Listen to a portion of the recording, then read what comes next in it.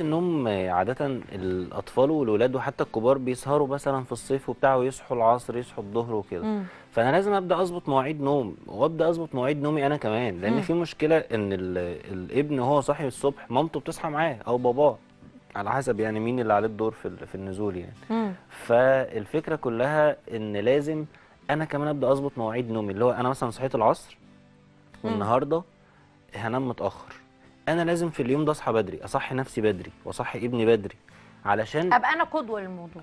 هو أنا يعني موضوع القدوة ده شيء أساسي، وده هنتكلم عنه بعد كده في طرق امم. التعليم الصحيحة في موضوع القدوة. بس أنا بتكلم إن أنا بظبط مواعيد نومي معاه، لأن هو لو امم. أنا صاحي ممكن يفضل صاحي معايا أصلا.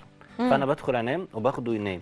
طيب في اليوم اللي أنا مثلا فضلت صاحي فيه لمتأخر وسهرت، اليوم ده أصحى فيه بدري، امم. أصحي نفسي بدري غصب عني اه، وأقوم، اضغط نفسي يعني عشان اعرف انام بدري. علشان اليوم ده هاجي انام بالليل بدري انام بدري، واصحى، صح. وهكذا وهكذا، وابدا اظبط الدنيا.